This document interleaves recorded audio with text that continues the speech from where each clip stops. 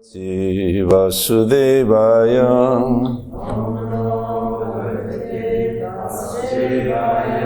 Narayanam Namaskritya Naram Chaiva Narottamam Devim Sarasvatim Vyasam Tato Jayam Udirayet Nasta Prayesha Vadreshu Nityam Bhagavata Sevaya Bhagavati Uttamasloke Bhaktir Bhavati Naishtuki. So, congratulations, you got the verse, but I don't. There must be a book somewhere.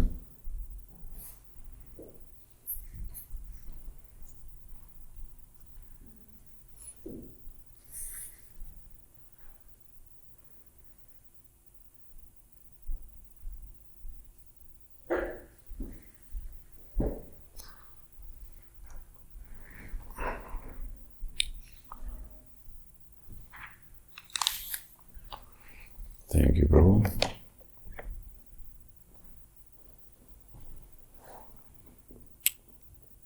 Okay.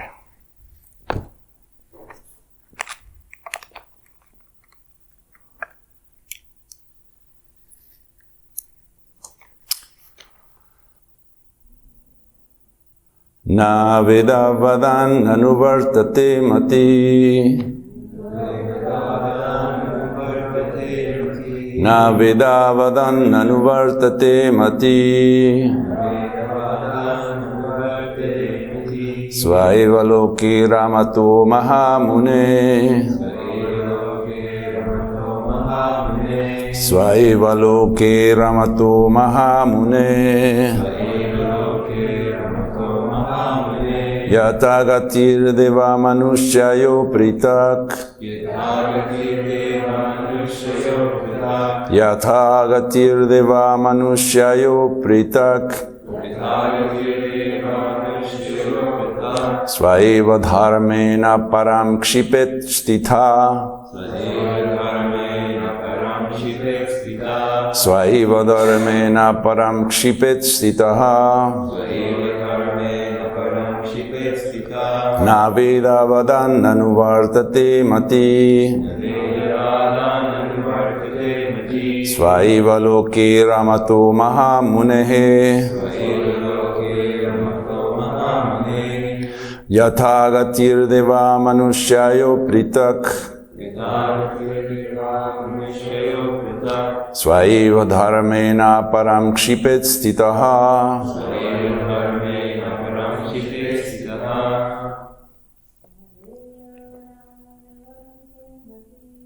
Na veda vadana nuvartate mati. Svaiva loke ramato mahamunehe.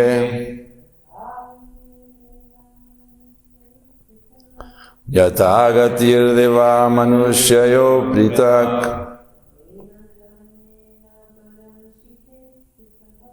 Svaiva dharmena param kshipeti taha. Na veda vadan anuvartate mati. Na veda vadan anuvartate mati. Svaiva loke ramato mahamune. Svaiva loke ramato manamune. Yathagatir deva manushyayo pritak. Yathagatir deva manushyayo pritak. Svaiva dharmena param kshipet stitaha. Svaiva dharmena param kshipet stitaha.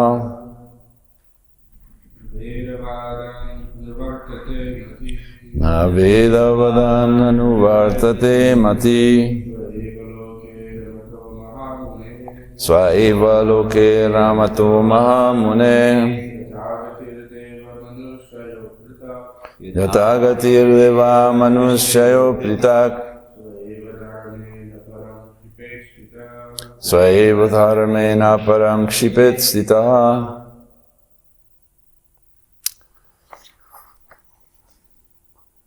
Word by word, not. Veda vadan. Rules and regulations of the Vedas. Anuvartate. Follow. Mati. The mind. Sve. In his own. Eva. Certainly. Loke.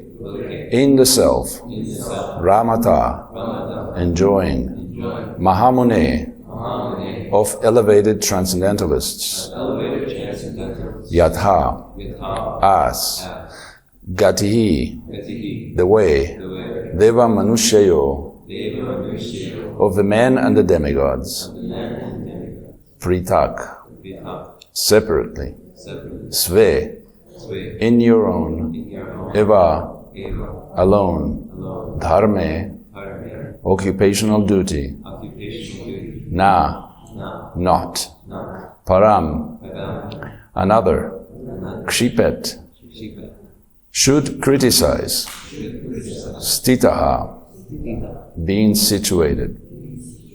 Translation and purport by His Divine Grace A.C. Bhaktivedanta Swami Srila Prabhupada. It is better to execute one's own occupational duty than to criticize others. Elevated transcendentalists may sometimes forego the rules and regulations of the Vedas, since they do not need to follow them, just as the demigods travel in space, whereas ordinary men travel on the surface of the earth. Purport. The behavior of the most elevated transcendentalist and that of the most fallen conditioned soul appears to be the same. The elevated transcendentalist can surpass all the regulations of the Vedas, just as the demigods traveling in space surpass all the jungles and rocks on the surface of the globe. Although a common man who has no such ability to travel in space has to face all those impediments. Although the most dear Lord Shiva appears not to observe all the rules and regulations of the Vedas, he is not affected by such disobedience, but a common man who wants to imitate Lord Shiva is mistaken. A common man must observe all the rules and regulations of the Vedas, which a person who is in the transcendental position does not need to observe. Daksha found fault with Lord Shiva for not observing all the strict rules and regulations of the Vedas, but Sati asserted that he had no need to observe such rules. It is said that for one who is powerful like the sun or the fire, there is no consideration of purity or impurity. The sunshine can sterilize an impure place, whereas if someone else were to pass such a place, he will be affected. One should not try to imitate Lord Shiva. Rather, one should strictly follow one's prescribed occupational duties. One should never vilify a great personality like Lord Shiva. Om Jnana Timirandasya Gyananjana Shalakaya Chaksurumilitam Jena Tasmai Shri Gurave Namaha Ukam Karoti Vachalam Pangum Lagate Girim Yat Kipatamaham Vande Shri Guru Nidataranam Paramananda Madhavam Shri Chaitanya Mishwaram. I ask for the blessings of all present and absent, so I may make sense and give the proper Siddhanta. This is a great opportunity to hear the Śrīmad Bhāgavatam, not necessarily from me, but it is a rare occasion. This encounters with Bhāgavatam, this is not for ordinary people. Like in the past, there were gathering of sages and reading of Bhāgavatam. Of course, more recently, as in the time of Lord Chaitanya, there were readings here and there. People would attend, and sometimes they didn't give the right meaning.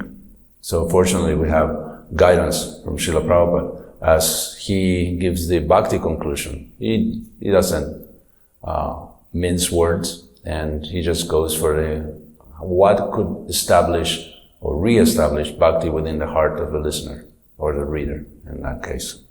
So we saw in this verse that says it's better to execute one's occupational duty than to criticize others. That reminded me of 1847 in the Gita, where it says it's better to do one's own duty, engage in one's own occupation actually, even though one may perform it imperfectly, than to accept another occupation and perform it perfectly. Prescribed duties according to one's nature are never affected by sinful reaction. And in the purport, Prabhupada says that anything done for personal sense gratification is a cause for bondage. So this is this is actually a good warning for all of us that look at other people doing stuff and say, I can do that better. I can do that better than you, so I should do it. But is that your duty? Are you in charge of anything? Are you designated as the person that should be doing a particular service? We should see that Krishna is actually taking care of things by engaging all living entities. Of course, sometimes through the agency of Maya. Maya engages everybody constantly. She's a great human resources department in the universe. That everybody is, there's a file on everybody, and everybody has a job.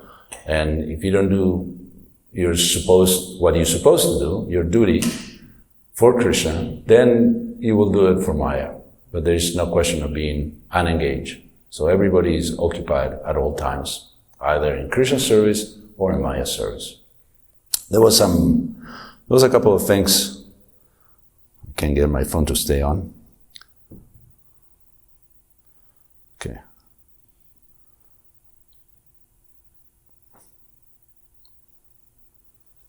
All right. Now it is on.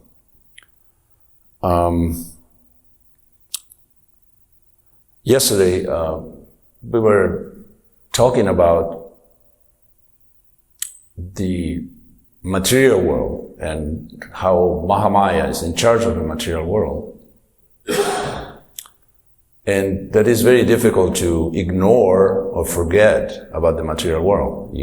It's difficult to absorb oneself in spiritual thoughts and spiritual activities. But there is some leeway there. For example, in the Bhāgavatam, the first 9 cantos are descriptions of things that mostly happen in the material world, and describe some of the mechanisms, how things work, what the do's and don'ts.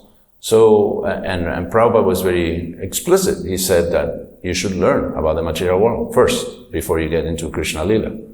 So this is something that we must do. We have to learn about the place where we are at. You can't just pretend to be an avadut and ignore all the rules, all the regulations, all the laws that govern living in the material world. I'm thinking of Maya in terms of a teacher. A teacher has many students, and she does her duty, or his duty. And she does it, let's say, with kindness and pleasure and so on. But once in a while, there's one of these students that appears to show signs of a superior intelligence and comprehension and attention and quick garnering and gathering of knowledge. So the teacher will pay special attention to this particular student and say, well, this boy should be, or girl should be given special privileges and should take college classes and should be tested, see if it can become a member of a Mensa society, etc., etc. So the teacher is sometimes enthused, or have extra enthusiasm if one of his students is extraordinary, is brilliant. So Maya is actually doing the job of a teacher. It's teaching us how to not to get confused, how to learn, how to love Krishna by default, by making us suffer, by making us learn about the material world and how things are very difficult and very sticky. Like anything you do may create an addiction, and you may stick around for a little too long. It's like if you break the rules, you add years to your original, how do you say, when you go to prison? Sentence, exactly, thank you.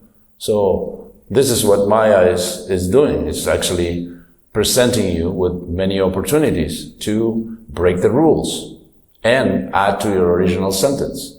But if they are well-behaved people, then they can get out early. The sentence is sometimes commuted entirely.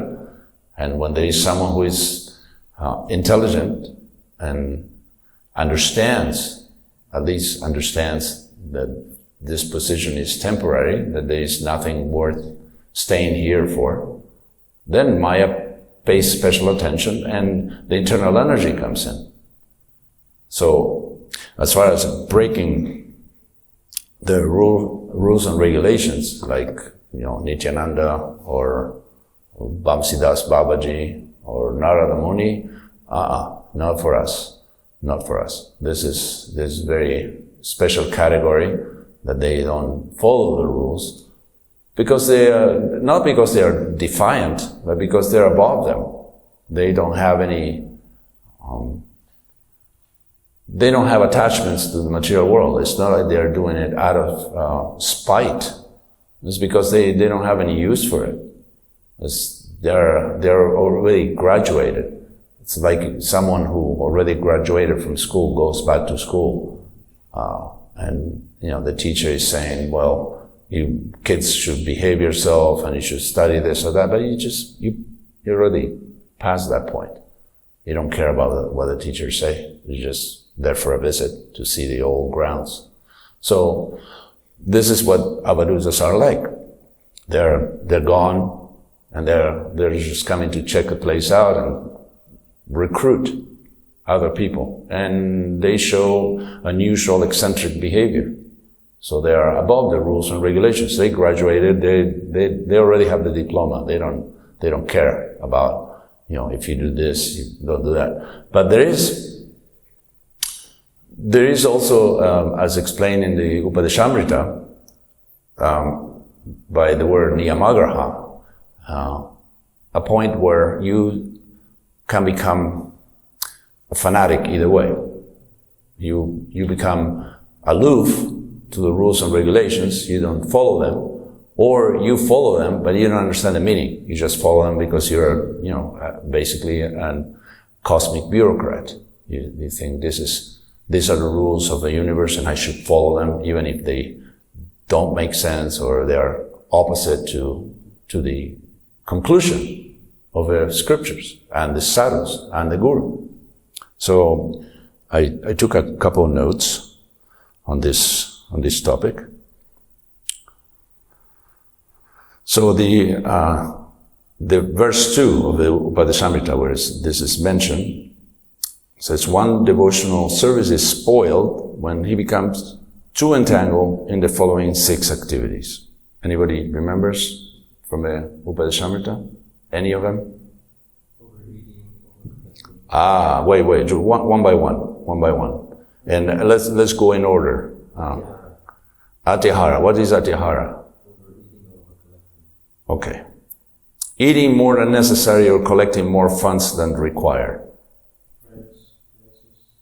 Yes. Let's describe this a little bit. What does it mean to overeat? Overeat means enough to keep your body and soul together. That's mean eating. And overeating means more than body and soul required to be together. In other words, you create a bond of fat to link the body and the soul together. Yeah? So this is unnecessary. And it is, sometimes we say, well, we cannot smoke pot or drink whiskey, so we just eat a lot of prasadam just to make up, and is the only enjoyment that I get. I'm suffering so badly and so on, so prasadam is giving me some solace. But this is bad for your spiritual life, because this will actually slow you down. Really, you put extra weight and the weight will slow you down, so slow down your process. Once I asked this sannyasi that was in charge of the area in South America where I was, how I heard that Krishna calls Arjuna conqueror of sleep. So that means sleep can be avoided or controlled in a certain way. So how do you control sleep? And he said, yes, it's possible to control sleep. Is actually, you have to control your eating first. And so how do you do that? He said, well, you just eat exactly the size that can fit into your stomach. I said, well, we have different sizes, so how do you know the size of your stomach? He said, oh, it's exactly half of the size of your eyes. In other words, whatever you can eat with your eyes, cut it in half, and that's the size of your stomach. And the other half, it isn't. This is one way to control one's eating. Of course, it's difficult, when Janmashtami is midnight, you've been fasting all day and dancing and doing service, and then a huge feast comes. Well, what are you gonna do? Take a few grapes? Yeah, actually, you could. Or you may just eat, 17 pakoras and 12 kachoris and call it a night, and sabji and rice and, just all the other accoutrements. But you have to think long term. Of course, most of us joined the Hare Krishna movement when we were young, so thinking wasn't very high on our priority list, and we just did whatever everybody else did, and we pay the consequences. That's why when you get older, you don't feel so comfortable. Your body is being kicked and stretched by ghee, sour cream, and deep fried things. So now we have a chance later on in life, if not earlier. If you're smart, you do it earlier. You eat in a healthy way. Not too much, not too little, just enough. And you eat healthy stuff. Like I read a book that was written in the 70s called Sugar Blues that describes sugar as toxic and is actually very addictive. It makes you sleepy, it makes you tired, it makes you dizzy, and it's more addictive than heroin. You may kick your heroin habit, but how many can kick their sugar habit? Very difficult, very, very difficult.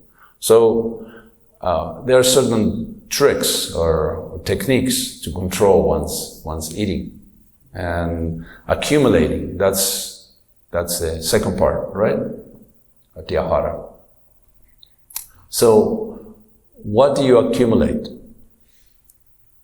Things that have, there's like a comfort zone, just knowing that you have stuff to rely on and to fall into. Then it makes you feel satisfied or peaceful and so on. But if you think of the future, again, if you project what's going to happen, then you think, well, I don't want to throw this piece of paper or this little thing or this toy or this sweater that's full of holes and smells like mothballs, and I don't want to throw it away because somebody gave it to me, so it has sentimental value, or because my mother needed it for me, or because I may need it one day. All these things all these arguments that end with "I may need it one day" are actually, they should be debatable and should be disposed of, given away, charity. And when I mean charity, I mean you give not your garbage, but your good stuff too.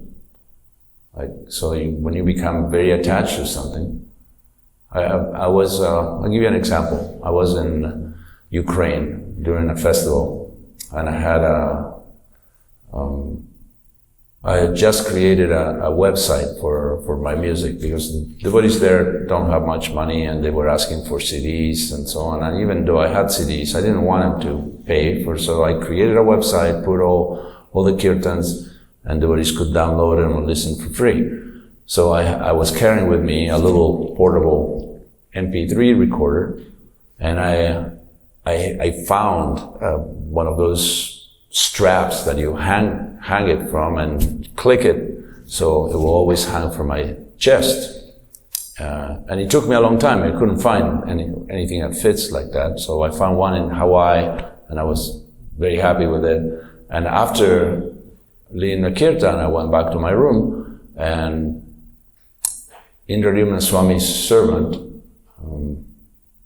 he's a sannyasi now, he's from Azerbaijan, I can't remember his name, Sagar Maharaj, knocked on my door and said, Prabhu, Indradyumna Swami noticed that you and him have the same MP3 recorder, but he doesn't have a strap for it.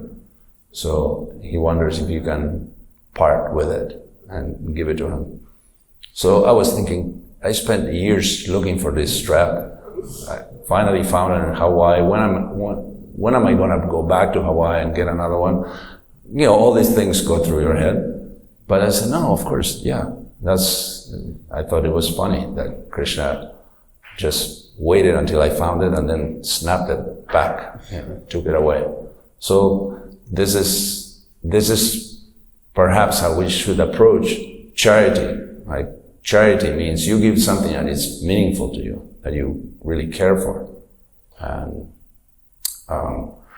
okay, so we'll go to the second. What's the second? Prayasas. Over endeavor. We probably won't be accused of doing this, over endeavoring.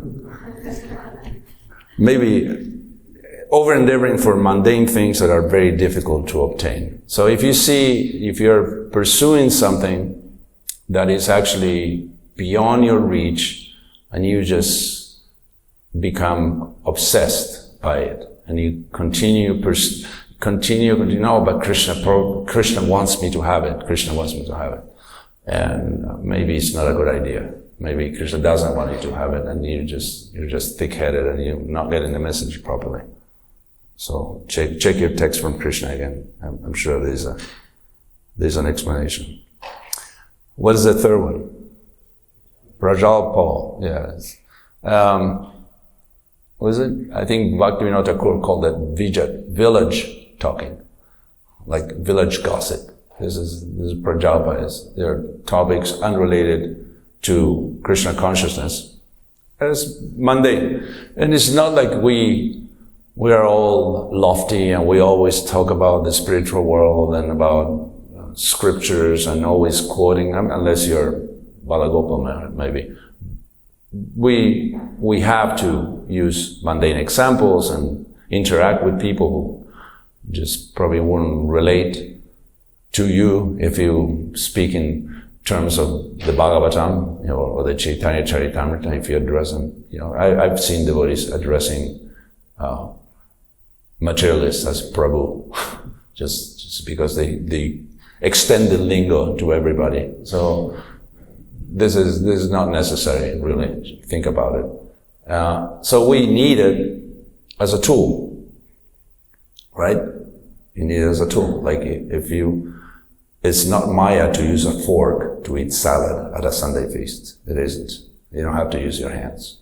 And you definitely shouldn't use a 3-inch plastic spoon to eat your salad. But it'd be nice to have a fork to eat salad, because it's a lot more convenient. So use whatever is available to you, but don't get too attached to it. Don't dwell on it unnecessarily. So yes, if you have to do some small talk, like book distributors, how much small talk have we done in our book distribution?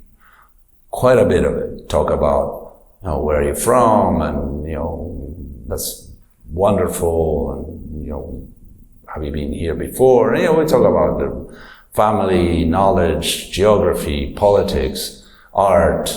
Doesn't matter. But the objective is that people get enlightened. They take a book.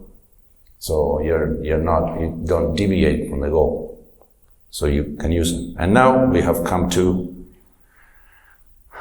number 4, which is Niyamagraha. Practicing the scriptural rules and regulations only for the sake of following them and not for the sake of spiritual advancement, or rejecting the rules and regulations of the scriptures and working independently or whimsically. I heard a devotee told me that he was giving class at a temple, and he quoted some passage from the Chaitanya Bhagavat, and devotees immediately raised their hand and said, Prabhupada didn't write that. It's the Chaitanya Bhagavat. It's okay. Just don't get too attached to only this, only that. If it is about Krishna, it's okay. It's okay. And the Chaitanya Bhagavatam is obviously written by Vrindavan Das Thakur, Veda Vyas, who compiled the Vedas, a direct disciple of Narada Muni. So, and fully situated in the Parampara, so it's okay to read the Chaitanya Bhagavat, even if Prabhupada didn't translate it. Prabhupada said, read other books, read the books of the Acharyas. So, to be, I have some quotes here from, if I can find them. Yes. So this is from Bhaktivinoda Thakur, who comments on this particular verse about Atihara and about Niyamagraha. The faults of both being negligent of rules and being obsessive about rules are burdens to devotees.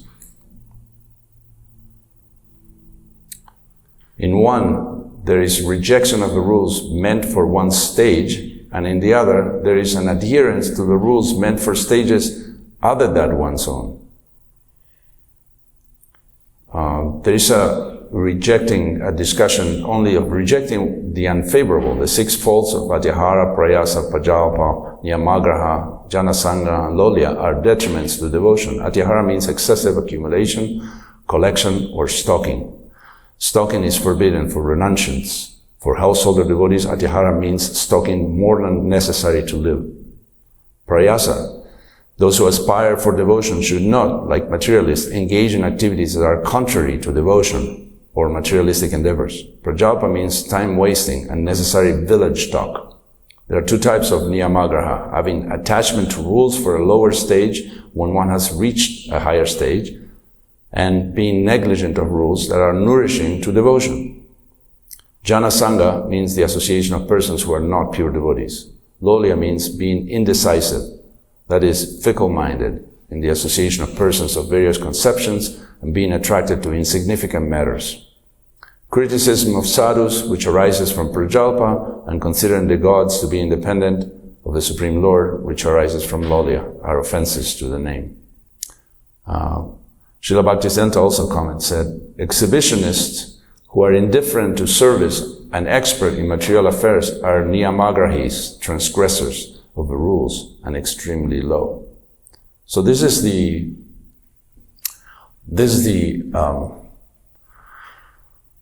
comment by those who really know, not like me. So this occupational duty, in other words, we can all, even in the Bible it's mentioned that one can see the straw in someone's eye and not the beam in one's own.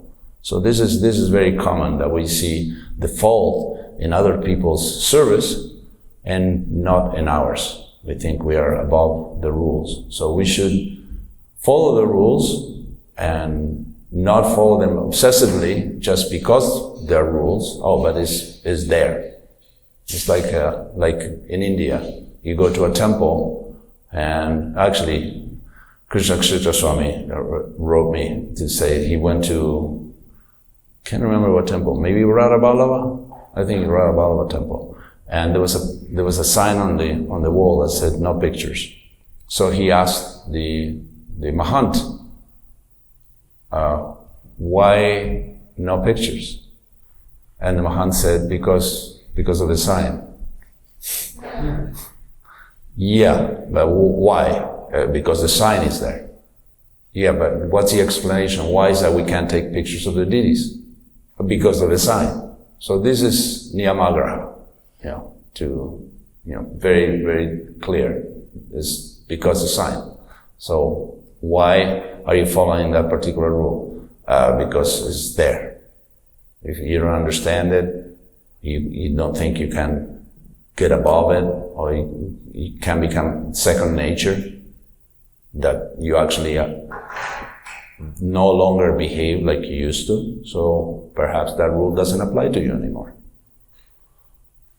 We shouldn't pat ourselves in the back and think we are more advanced than what we really are. But still, you have to see where you're at and see that there are rules meant for you and to take you to the next level. And there are other rules that are no longer applicable to your stage. But the rules are there as a guidance, just like the rails in a mountain road are there so you don't hit the mountain or fall into the precipice. It's simply rails to protect you. But you are the driver, you're supposed to be driving on the road. All right. Let's take some comments and reflections and questions, if there are any.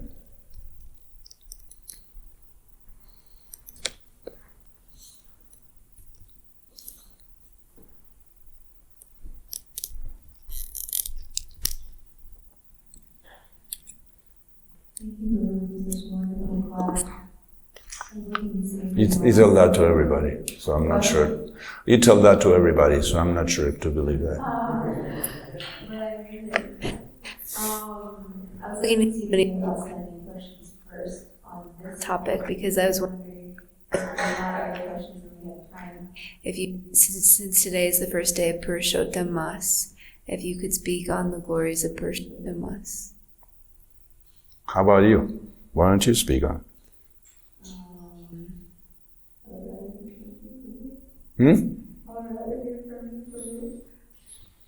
I don't know much about Purushottam Mas, except that it's the leap month of the year, where in Vrindavan they reenact Krishna Lila, like little boys dressed like Radha and Krishna and the gopis, and they do these dramas, and they have very long kirtans everywhere, and it's considered a very special time to make spiritual advancement. Just like the month of Damodar is service is counted many times, like 1,000 times more. The Purushottam Mas is even an augmenter of that particular time. Mother Nidra, you wanna enlighten us? So all this is the incredible exposition from Bhakti Thakur and various Shastra references. So I'll ask him to forward to the resident inspiration. Oh, excellent. So you will get, we can still hear from Mother Nidra, but you will get your own personalized text with all the information that you always wanted to know about that we're afraid to ask.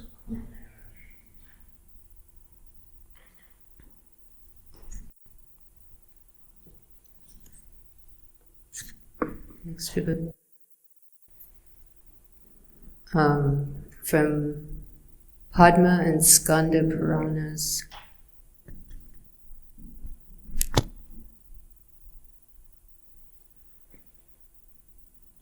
Lord Shri Krishna, Purushottam Mas has all the power I have to bless the observer. One who follows Purushottam Vrata will destroy all his past sinful reactions. Without performing Purushottam Vrata, one cannot perform pure devotional service. The value of Purushottam month is far more valuable than all other types of austerities and religious activities mentioned in the Vedas. Anyone who observes Purushottam Vrata will return to my abode Goloka at the end of his life. Durvasa Muni. Just by bathing in a holy river during Purushottam month, one becomes sinless. The glory of all other months is not equal to 1/16 of the glory of Purushottam month. By bathing in a holy place, giving charity, and chanting the holy name of Krishna during Purushottam month, all miseries are destroyed. One attains all kinds of perfection and fulfills all his desires. One Purushottam Vrata equals 1,000 Kartik Vratas. Valmiki Muni, by observing Purushottam Vrata, one attains more benefit than performing 100 horse sacrifices. All holy places live within the body of a Purushottam month Vrati. Anyone who faithfully performs Purushottam Vrata will go to Goloka Vrindavan. Residence in the holy Dham in Purushottam month yields 1,000 times the benefit. Naimisharanya sages. Merciful Purushottam month acts like a desire tree to fulfill a devotee's desire. If one sincerely worships Radha and Krishna in Purushottam month, he will attain everything. One who observes Purushottam Vrata will burn up all the reactions of his bad karma and attain the direct service of Radha and Krishna. Purushottam month is the best month for all spiritual advancement because Krishna overlooks all aparadas.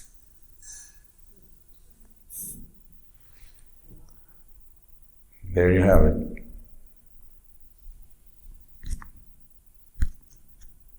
So, why is it called Adhika Mas? It is an extra month of the year as per the lunar calendar. The Vedic calendar is a lunar calendar and is based on the cycles of the moon. And because Sri Krishna placed all his potencies, mercy, and blessings in this month. Because the performers of Karma Kanda cannot get any material fruit or results from their worship during this month, they call it so. Only works of devotion, Krishna Bhakti, give results in Purushottam month. How to observe the Vrata. I don't know if you want me to do that. No, I think that's enough. That's enough? Okay. We got enough. We got enough benefits as is. We're going to get this through the inspiration. Yeah. If you don't have inspiration, if you're not on the WhatsApp inspiration, then you should. So you get this.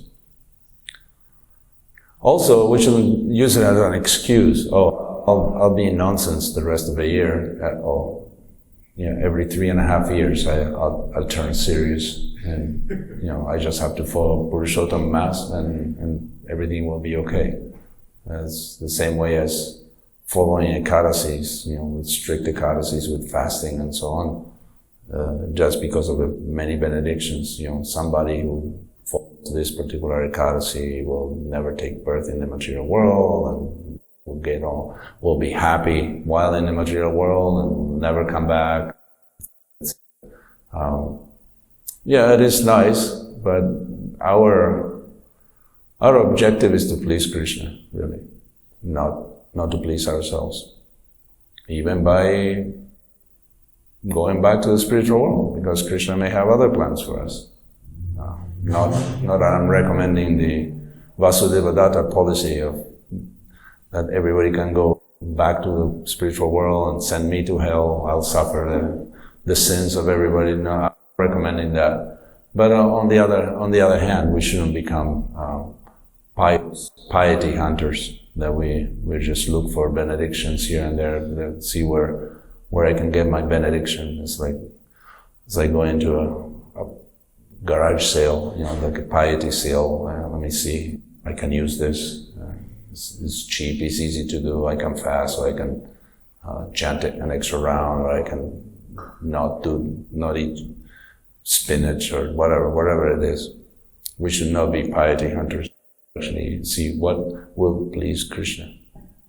What is pleasing to Krishna. And that's why the gopis are the best devotees, because they are not thinking of them. They are thinking of Krishna. They don't care about themselves. They care about Krishna. If Krishna has a headache, they'll go to hell if that will alleviate Krishna. So we should follow in the footsteps of gopis. Gopi Bhartu, Kamala, or Das. We are meant to follow in the footsteps of the gopis, the greatest devotees, and just see what's best for Krishna. So if Krishna is pleased by us following a certain Vrata, or by practicing certain during Purushottam Mass, then we should do that, if possible. But if it interferes with your current service, then don't shoot for the, don't try to go above your level.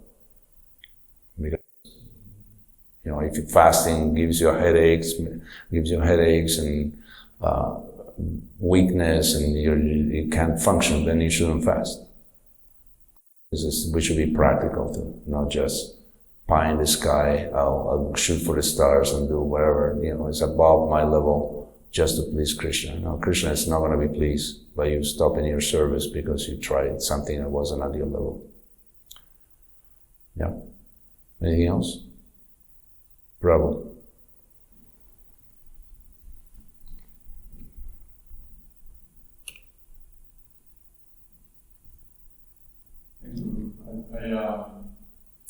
I love that you took that purport and you turned it into a class about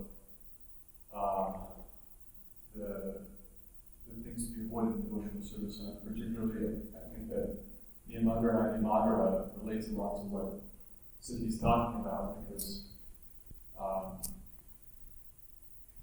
one may not be able to appreciate the level of another based on what they're doing. One is not the same level himself. So I was thinking, Guru Goswami, he focuses on our practice in terms of Niyamadra and Animadra, like, rejecting the rules and regulations of your level, basically, or accepting it blindly in your own practice. But I was also thinking that it applies to our preaching, our practice, but also our presentation of Krishna consciousness. Because, like, I was hearing some devotees not once, I've heard this more than once, several times actually. Because they can't follow some regular principle, they say it's not actually valid.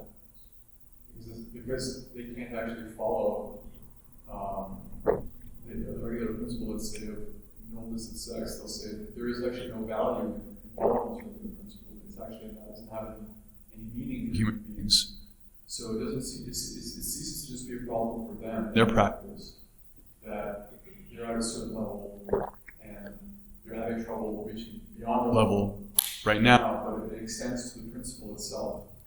And at the same time, there's like the phenomenon of preaching the highest principle without knowing why. You have like some fanatical brahmachari says anybody who ever has sex life is a demon. That's been said. I'm sure that's been uttered in ISKCON. They can't explain why. They can't explain what its purpose is in Krishna's world. And on the other hand, somebody who can't follow the regular principle himself will say that it doesn't need to be followed by human beings. So I was thinking how careful we have to be to know what level we're on in our practice in terms of everything we're doing or not doing. And also to be very honest about the philosophy itself and presenting it. Because I've seen devotees in good conscience, with good faith, preach that regular principles are actually optional for human life. You don't have to worry about them. They don't actually help you. Or maybe probably what was wrong about them. Because they never actually get the question answered for themselves, well, why did it help you? Why do we actually follow these principles? So I really appreciate your point that we can't answer the question of why something is there. We just point to the sign. The sign says no creatures. Then either we're going to be the person pointing to the sign and following it blindly, or the person who says, why are you pointing to the sign? Obviously there's no reason for it. Even if the sign says chant Krishna's name, surrender to him. If you can't actually explain that thing, it's written down on the sign. You're in one or two camps, and both of those camps are kind of loose and common. They're the whimsically rejected, the whimsically accepted camps. So, thank you. I think there's a lot in that actually. That I. Anyway. Thank you for that comment. And that's the whole thing. Quite interesting. I'm always glad to hear your perspective. Yeah, just like when you tell people chant Hare Krishna, and they start doing it. And then they conclude, it's not for me. Based on what? Based on 3 days of chanting one round, you can conclusively say it's not for you, or even based on a year of chanting 16 rounds, or based on 20 years of chanting 32 rounds. It doesn't matter. A person who concludes it's not for me is someone who actually hasn't yet reach a level of understanding of a highly advanced practice. Because it is said that someone who chants Hare Krishna regularly is understood that previously, in previous lives, has bathed in all the holy rivers, has associated with saints, has read the scriptures, has done all the ritualistic sacrifices, etc., etc. So we should be a little humble and say, well, I'm not at that level that I can understand it. Yeah, but because of the advice from those who are more advanced, I will persevere and I will try my very best to continue. Okay, speaking about continuing, we'll stop here. And thank you for your patience. All glories to Srila Prabhupada, all glories to Śrīmad Bhāgavatam.